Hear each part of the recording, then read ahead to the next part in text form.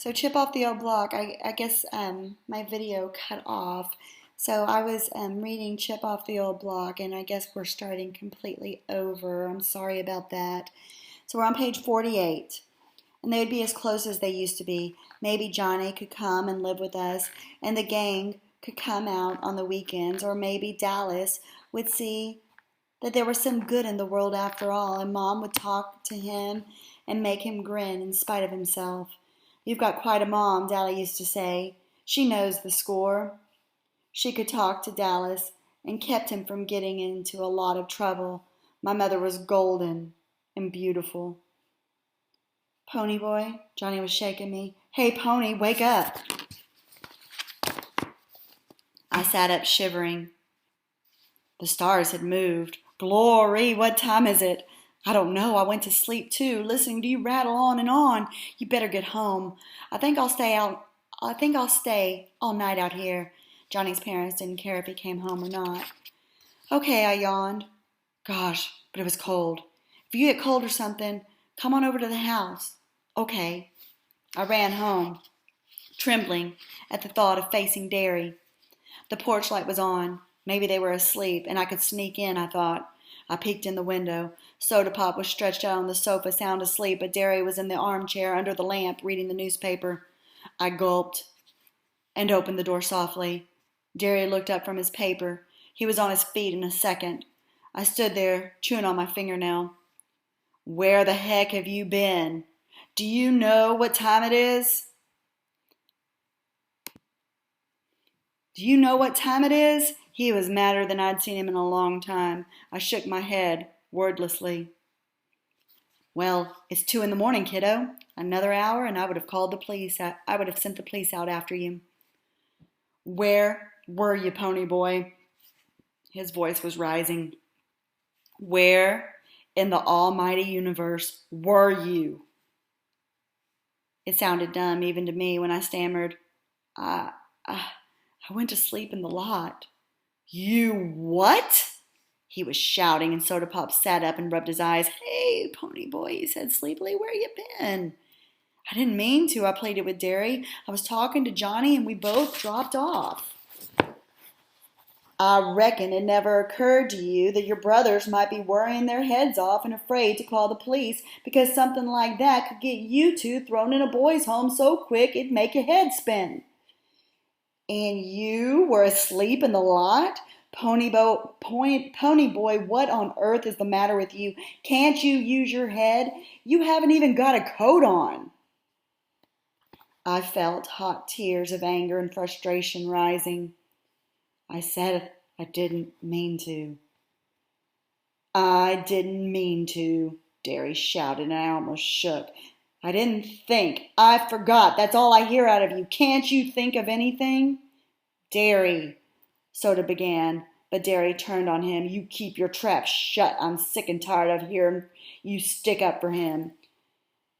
He should never yell at Soda. Nobody should ever holler at my brother, I exploded. You don't yell at him, I shouted.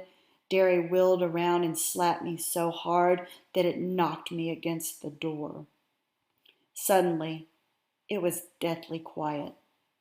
We had all frozen. Nobody in my family had ever hit me. Nobody.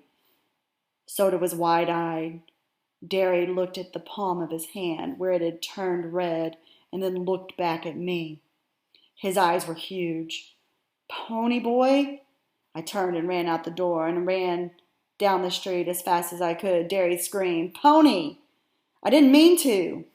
But I was at the lot by then and pretended I couldn't hear. I was running away. It was plain to me that Derry didn't want me around, and I wouldn't stay if he did. He wasn't ever going to hit me again. Johnny, I called, and started when he rolled over and jumped up under my feet. Come on, Johnny, we're running away. Johnny asked no questions. We ran several blocks until we were out of breath. Then we walked. I was crying by then. I finally just sat down on the curb and cried, burying my face in my arms. Johnny sat down beside me, one hand on my shoulder. Easy, Pony boy, he said softly. We'll be okay. I finally calmed down and wiped my eyes on my bare arm. My breath was coming in quivering sobs. Got a cigarette. He handed me one and struck a match. Johnny, I'm scared. Well, don't be. You're scaring me. What happened? I never seen you bawl like that. I don't very often. It was Derry. He hit me. I don't know what happened, but I couldn't take him hollering at me and hitting me too. I don't know. Sometimes we get along okay, then all of a sudden he blows up on me. Or else is nagging at me all the time. He didn't used to be like that. We used to get along okay before Mom and Dad died. Now he just can't stand me. I think I like it better when the old man's hitting me, Johnny sighed. At least then I know he knows who I am. I walked in the house and nobody says anything. I walk out and nobody says anything. I stay away all night and nobody notices. At least you got soda. I ain't got nobody. Shoot, I said, startled out of my misery. You got the whole gang. Dolly didn't slug you tonight because you're the pet. I mean, golly, Johnny, you got the whole gang. It ain't the same as having your own folks. Care about you, Johnny said simply. It just simply ain't the same. I was beginning to relax and wonder if running away was such a great idea. I was sleepy and freezing to death, and I wanted to be home in bed, safe and warm, under the covers with Soda's arm across me. I decided I would go home and just not speak to Derry. It was my house as much as Derry's, and if he wanted to pretend I wasn't alive, then that was just fine with me. He couldn't stop me from living in my own house. Let's walk to the park and back, then maybe I'll be cooled off enough to go home. Okay, Johnny said easily, okay. Things gotta get better, I figured. They couldn't get worse. And look how it ends. I was wrong. So, that's the second time we've heard that. He was wrong. Again, it's foreshadowing that something bad is going to happen. And that is the end of chapter 3.